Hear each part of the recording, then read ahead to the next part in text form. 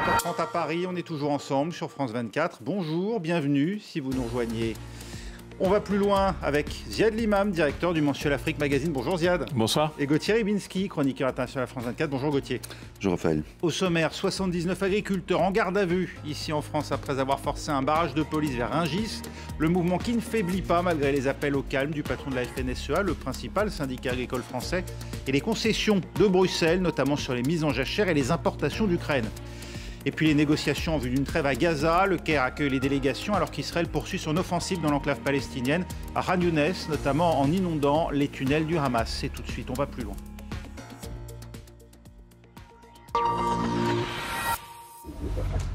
La pression monte en Europe. À la veille d'un sommet à Bruxelles, les agriculteurs donnent de la voix un peu partout sur le continent.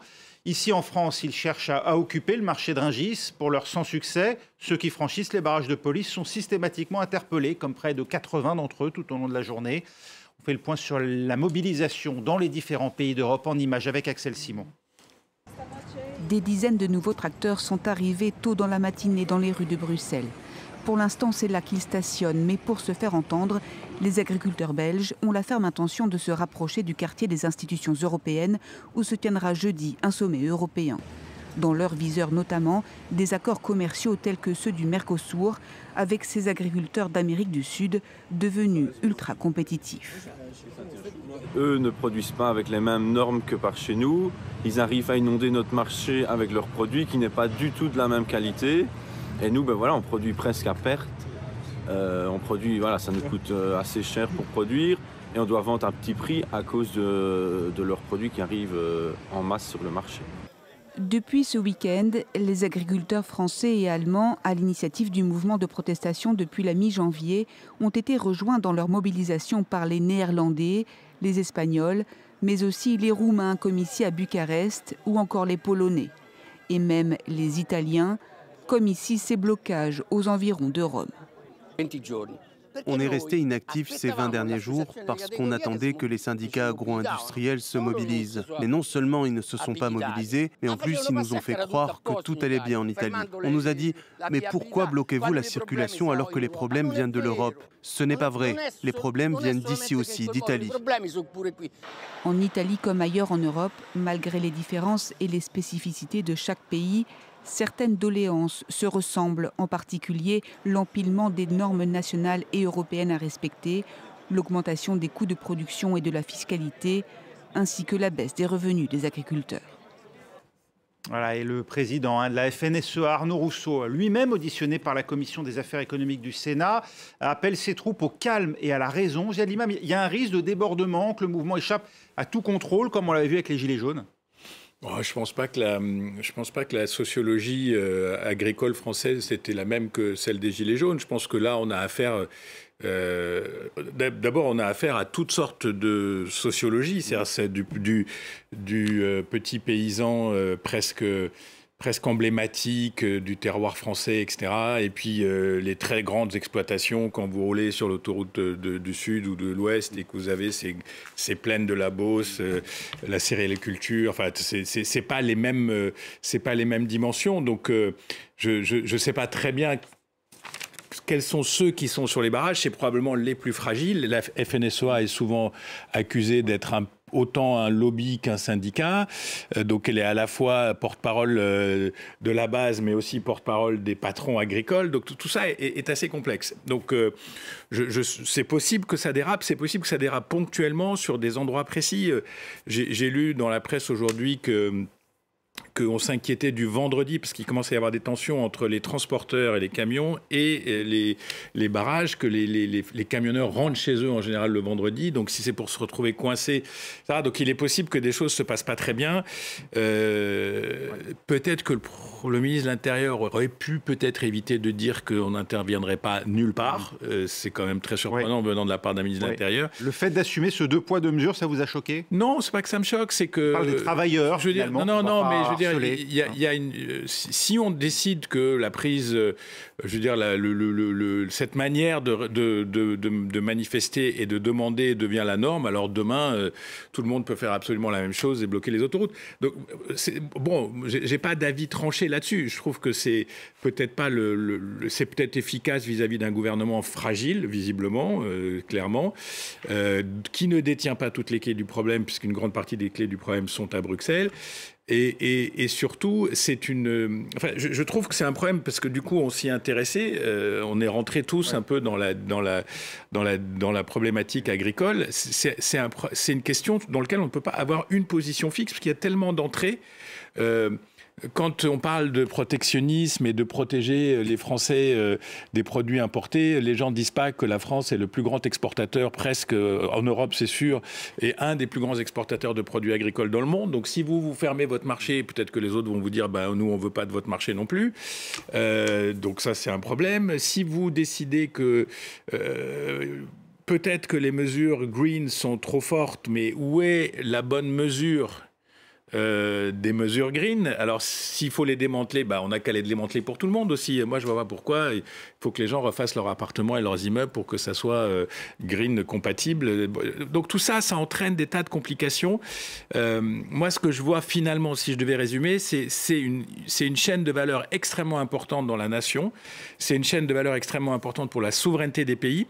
Et pas que en France, et pas que dans les pays qui sont producteurs riches, même si le riche est entre guillemets, c'est aussi un problème pour les pays moins riches et moins producteurs, et que cette chaîne de valeur, elle est soumise à des transformations très profondes depuis 30-40 ans, la mécanisation, l'industrialisation, les grandes surfaces, puis maintenant les enjeux climatiques, et qu'à la base de tout ça, il y a quand même des gens qui sont sur le terrain au sens propre et littéraire et qui s'y retrouvent plus.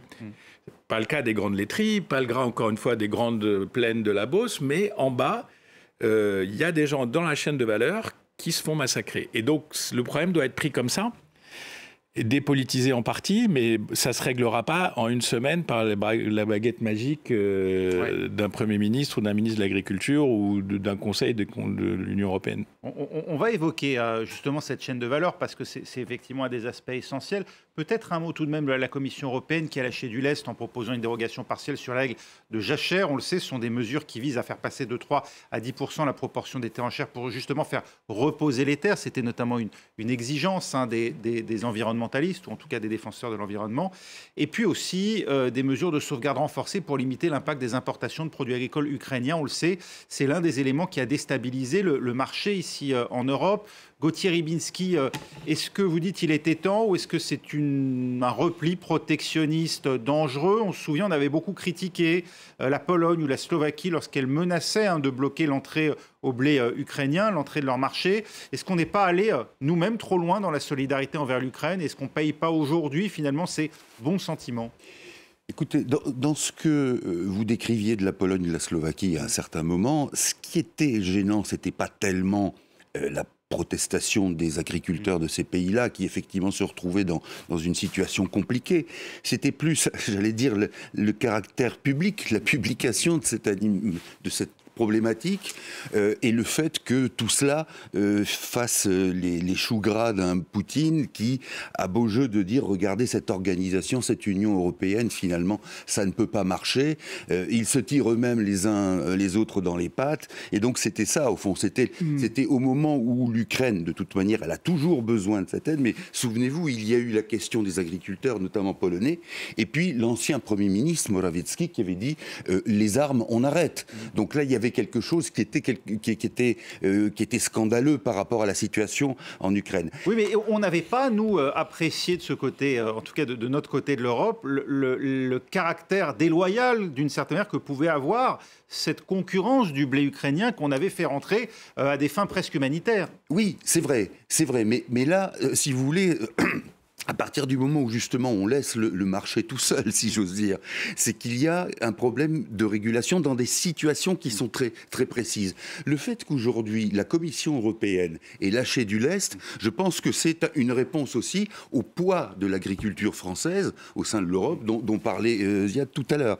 Il y a là donc quelque chose qui montre le poids presque... Vous n'avez pas réussi à obtenir ni la Pologne, ni la Pologne, ni la Slovaquie. Oui, ni la Roumanie. Et ce qui est d'autant plus, si vous voulez, étonnant, mais là, ça a un rapport avec autre chose que les simples chiffres et le problème de la production, c'est aussi l'aura de la classe agricole, si on peut l'appeler ainsi. Alors là, je ne suis pas tout à fait d'accord avec ce que Ziad disait tout à l'heure, avec potentiellement une expression politique, ou on va dire, comme on dit aujourd'hui, culturelle, de cette idée que, comme je voyais tout à l'heure, on voyait sur un tracteur, on vous nourrit, mais on en crève. Bon, c'est tout à fait respectable et il faut le prendre en compte. Mais on voit aussi, alors même si c'est pas tellement de la part des agriculteurs, mais qu'il y a de la part de cette grande mouvance de droite, d'extrême droite, l'idée qu'on est dans un combat à nouveau de civilisation, puisque au fond, et on en voit beaucoup reprendre l'essence de cette chose-là, comme disait Pétain, la terre ne ment pas. Et ça, alors je ne dis pas que les agriculteurs eux-mêmes... Vous voyez un caractère rétrograde dans ce combat ? Pas rétrograde quand il s'agit de sauver des personnes qui sont effectivement en bas de l'échelle et qui vendent à perte et qui effectivement sont dans un système de catastrophe qui s'amplifie. Je dis simplement qu'il y a, dans le cas de figure où on admet que ces idées, si vous voulez, le conservatisme, disons en gros, est aujourd'hui à une sorte de magistère intellectuel, il y a forcément quelque chose qui peut s'apparenter à ça. Ça n'est pas, encore une fois, prouvé, mais souvenons-nous que les Gilets jaunes, au départ, avaient commencé avec des récriminations contre les taxes sur le gasoil, et qu'ensuite, c'est devenu quelque chose de totalement différent. Il y a aussi, et vous l'évoquiez, cette dimension protectionniste dans ces revendications, puisque au-delà même de l'importation, des importations en provenance d'Ukraine, il y a cet accord de libre-échange en filigrane avec le Mercosur, négocié par la Commission européenne, dont la France a déjà dit qu'elle n'en voulait pas. L'Union européenne aurait tort d'aller plus loin. Est-ce qu'on serait là dans un cas de figure où finalement on verrait la souveraineté d'un pays amoindrie et au-delà de ça, est-ce qu'il y a effectivement quelque chose de légitime à dire aujourd'hui on veut des protections à l'entrée de l'ensemble européen, ou est-ce que là aussi c'est rétrograde comme le laisse entendre Gauthier? Encore une fois, je ne suis pas un doctorant en la matière, mais je pense qu'il y a des protections à l'entrée aujourd'hui sur l'Union européenne. On ne peut pas faire rentrer tous les produits. En tout cas, ce n'est pas aussi simple. Il y a des étiquetages, il y a des droits de douane pour les hors-UE, etc. C'est l'enjeu de ces négociations de traités commerciaux. Oui. Après, les traités commerciaux, ce n'est pas que l'agriculture. Donc, quand on fait un deal avec le Mercosur, je pense qu'un des aspects du deal, c'est d'inscrire dans le projet des protections spécifiques sur l'agriculture, et en particulier pour les producteurs brésiliens qui font du soja à haute dose ou du... Ça pose la question de normes communes. De normes acceptées par l'UE. Ouais. Commune, c'est peut-être excessif. Encore une fois, je ne suis pas doctorant, donc je n'ai pas les détails au mot près, mais normes et conditions d'entrée, disons, c'est un peu différent. Et la deuxième chose, c'est que ces traités-là, c'est pas, comme je disais, c'est pas que l'agriculture, c'est l'électronique, c'est les voitures. Alors bon, comme disait, je sais plus, quelqu'un de célèbre, on va pas ramener ça au steak contre l'ABM, mais on est quand même pas loin du steak contre l'ABM. Et donc, il faut faire attention à ne pas manipuler, à ne pas laisser s'installer dans le débat public l'idée que si on fermait les frontières de la France, les producteurs de lait iraient mieux. Parce que ce qu'on entend aujourd'hui, c'est en gros la France sacrifie son agriculture sur l'autel de l'automobile allemande. En gros, dans ces échanges. Ouais, enfin, les Allemands, ils ne sont pas dénués d'agriculture non plus. Ils ont des intérêts, puisque ça a commencé en Allemagne et qu'ils ont bloqué Berlin. Oui. Donc même ça aussi, il faut faire très attention. Quand on entend dire que, quand vous dites les produits espagnols inondent nos marchés, les produits espagnols, ils sont dans l'Union européenne. Il faut vous rappeler quelques bases. Alors, soit on dit, OK, on démantèle, etc. Chacun retrouve ses frontières. Et si chacun retrouve ses frontières, je ne veux pas vous parler du Brexit ce soir, parce que ce n'est pas le sujet, mais on voit très bien ce que ça donne. Donc, il faut quand même Moi, je pense, encore une fois, ce que je vous disais tout à l'heure, c'est-à-dire qu'on est dans une crise de filière, et qui est une crise de filière stratégique, mais qui aussi, aujourd'hui, on dit ils vont voter. Mais aujourd'hui, les agriculteurs, j'ai vu le chiffre, c'est impressionnant. Enfin, c'est 3-4% de la population française. Donc, bon, ça peut faire à peine plus de 300 000. Alors ça peut faire la différence. Quelques années, ça peut faire une différence à un 0,1 si on arrive à ça. Mais leur poids politique, ils le montrent là. Quand ils arrivent à mobiliser leurs troupes, à bloquer, etc. Mais sur le fond, ça reste une population politiquement fragile. Oui, si ce n'est qu'il y a justement cet effet d'amplification. La convergence des luttes. Alors voilà, cette espèce l'influence. Et puis, moi, ce qui me frappe, c'est cette idée. On parlait du Brésil à l'instant et du soja. C'est quoi le soja au Brésil? C'est la grande victoire de l'agro-business. Et là, dans le cas français, on voit aussi qu'il y a des pressions à la productivité de la part des grands lobbies. Et puis ensuite, quand il y a un problème, on les voit plus.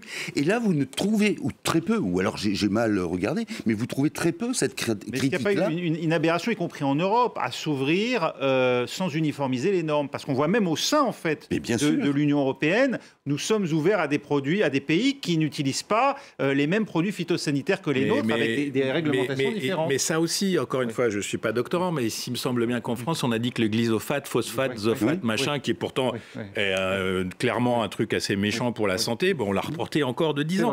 Donc, yes. Mais par ailleurs, on entend qu'on surtranspose par rapport à d'autres. Oui, je sais pas. En tous les cas, sur un plan macro, on ne peut pas dire que l'agriculture française soit à la rue. C'est un des premiers secteurs. Enfin, on exporte, on vend, on est mondial. Il y a d'autres problèmes. Le fait que j'ai vu sur un site spécialisé écologiste que plus de la moitié ou 60% des agriculteurs ont déjà 50 ans et plus.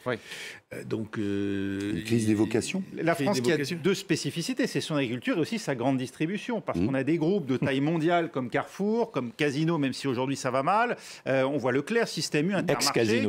Ex-Casino. Est-ce qu'ils abusent de leur pouvoir de négociation? Parce que c'est ce qu'on entend aussi beaucoup là, notamment par des centrales d'achat hors de France qui, du coup, ne se soumettent pas forcément à la réglementation, la loi Egalim, sur la juste répartition en faveur des agriculteurs, notamment des revenus. Que des gens truandent, yes. Que les grosses boîtes capitalistes vont chercher le petit biais au milieu qui leur permet de yes.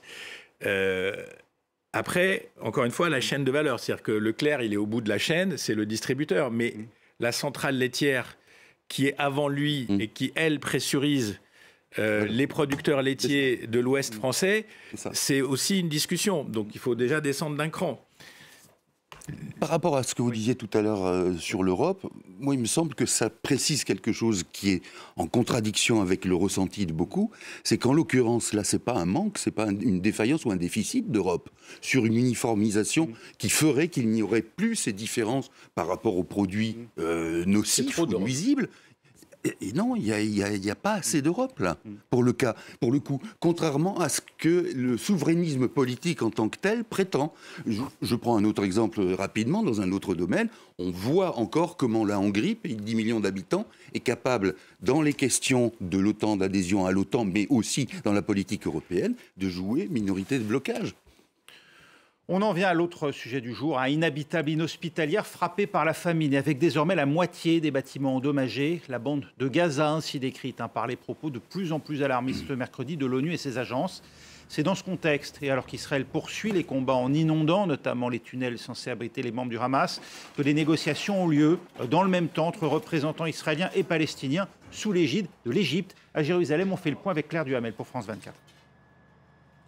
Vu d'Israël, plusieurs leaders politiques ont fait des déclarations, surtout en défaveur de cet accord.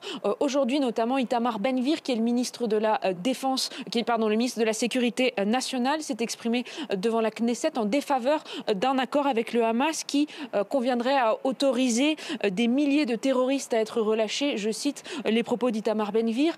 Hier, le Premier ministre Benyamin Netanyahou disait qu'il n'était pas question de libérer des milliers de terroristes terroriste. Je cite, on sait qu'il y a environ 6000 prisonniers palestiniens dans les prisons israéliennes, que c'est l'un des grands enjeux pour le Hamas de ces négociations avec Israël. En tout cas, ces déclarations, elles illustrent une profonde fracture, non seulement au sein de la politique israélienne, mais aussi au sein de la société israélienne, entre ceux qui pensent qu'il faut un accord avec le Hamas pour libérer les otages et ceux, au contraire, qui pensent qu'il faut continuer la guerre coûte que coûte. Mais alors, que sait-on exactement d'un projet d'accord? Ce que l'on sait, c'est que samedi et dimanche, à Paris, il y a eu des discussions très sérieuses, réunissant notamment des hauts responsables états-uniens, égyptiens, qataris et israéliens. À l'issue de ces négociations, eh bien, une proposition a été faite au Hamas. Selon le journal le Washington Post, on parlerait d'une trêve de 6 semaines contre la libération de tous les otages israéliens civils dans un premier temps. Ensuite, potentiellement la libération des otages militaires ainsi que la restitution des corps des otages qui ont été tués depuis le début de cette guerre. À l'heure actuelle, il n'y a pas eu de déclaration du Hamas qui va en faveur de l'acceptation de ce projet d'accord. Voilà, Ziad Limam, le Hamas réclame un cessez-le-feu comme préalable à tout accord, notamment la libération des otages. Benyamin Netanyahou, de son côté, écarte tout arrêt dans les combats. On peut envisager malgré tout une pause ou une trêve? Les mots ont leur importance, hein, pause, trêve, cessez-le-feu provisoire, etc. Non, je pense qu'on n'y est pas. Après, je n'ai pas les détails de la discussion, mais ce qui est sûr, c'est qu'il y a une forte pression des partenaires au dialogue, c'est-à-dire en gros les Américains, sur Israël et les Qataris et les Égyptiens sur le Hamas pour arriver à un espèce de terrain du milieu qui permettrait à tout le monde de ne pas perdre la face dans ce moment où il y a besoin d'un arrêt.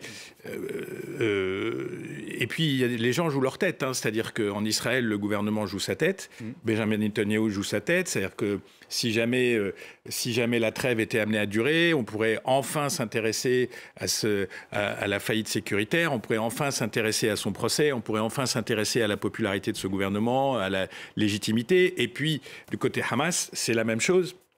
Ils savent qu'ils sont dos au mur, même si ils ne peuvent pas être éradiqués selon les termes israéliens, mais ils sont quand même dos au mur sur le terrain, ils sont dos au mur.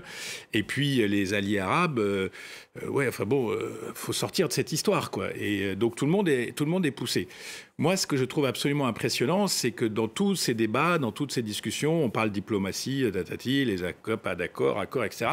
C'est la réalité absolument insoutenable du terrain et qui est masquée par ce bruit diplomatique, certes important, mais je veux dire, on atteint bientôt 30 000 victimes, on parle de famine, on parle de... Bon, je veux bien que chacun joue son rôle dans la description des faits, mais bon, là, il y a tellement de témoignages qui se recoupent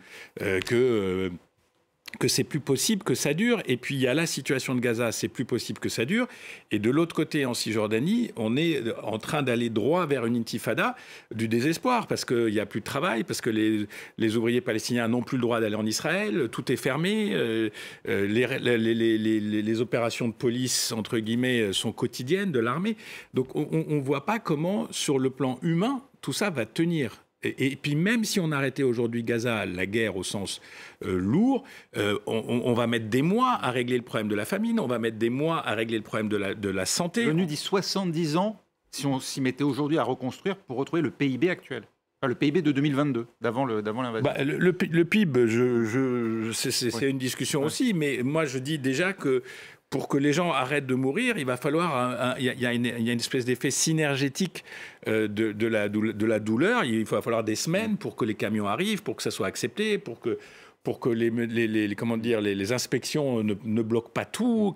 Et tout ça, franchement, par rapport à ces gens qui sont là-bas, je crois qu'on ne mesure pas ce qu'est leur vie sur Terre aujourd'hui. Un enfer invivable pour 2,5 millions de personnes, hein, dont... plus de la moitié sont réfugiés, finalement, qui ont été déplacés, hein, en tout cas au sein de la bande de Gaza, Gauthier Ribinski. Et dans le même temps, on l'a vu, des mouvements se revendiquant de leur proximité avec l'Iran en Irak qui ont tué 3 soldats américains, des tirs par les Houthis, encore aujourd'hui un obus intercepté. Israël, l'Iran, chacun à sa manière, avec un agenda différent, ont intérêt à l'aggravation de ce conflit qui pourrait avoir des conséquences dévastatrices, bien au-delà des frontières d'Israël ou de Gaza, mais qui, dans l'immédiat en tout cas, sont ressenties très durement par la population palestinienne? Alors écoutez, je ne sais pas jusqu'où, en ce qui concerne la population israélienne, on peut aller, parce que c'est vrai que le traumatisme du 7 octobre a autorisé un certain nombre de choses, et notamment l'idée d'une vengeance au départ. Où en est-on maintenant? Je n'en sais rien, parce qu'il y a des récriminations très fortes contre Netanyahou, ce qui ne veut pas dire que son extrême droite pousse à aller plus loin en colonisant Gaza, par ailleurs. En colonisant Gaza, et puis vous avez un certain nombre de personnages de cette mouvance qui ont même prononcé le mot de déportation concernant les Palestiniens. Donc là, il y a quelque chose, si vous voulez, de presque programmatique. Mais par rapport, effectivement, aux milliers de morts du terrain, il y a effectivement non seulement une espèce de voile ou de bruit optique à travers les réunions, les négociations, mais il y a aussi une manière, comment dire, une manière, si vous voulez, de camoufler ce que sont ou ce qu'ont été, mais je ne suis pas certain qu'ils aient été rompus, ces accommodements entre Israël et le Hamas, dont aujourd'hui les différents protagonistes vous diront qu'ils n'ont jamais existé, mais tout le monde sait qu'ils ont existé. C'est-à-dire qu'Israël comptait sur le Hamas pour maintenir la paix sociale à Gaza, et que le Hamas espérait pour empêcher un continuum par les Palestiniens. Voilà, et que le Hamas se disait qu'Israël fermerait les yeux dans sa tentative de conquérir l'ensemble de l'autorité palestinienne. Et ça, c'est quand même d'un cynisme terrible aujourd'hui de dire, bon, au fond, finalement, ce qui se passe, il y a quelque chose qui relève de la conséquence de ce que je viens de dire. Et par conséquent, vous avez effectivement un ballet, un théâtre d'ombre chinoise qui méprise, au fond, cette réalité dont on parle. Qui fait perdre de vue, on l'a dit, l'urgence humanitaire bien sûr. Et l'enfer que vivent les populations. Merci beaucoup, Ziad Limam, Gauthier Ribinski. On va plus loin, c'est terminé. Prochain journal dans 4 minutes.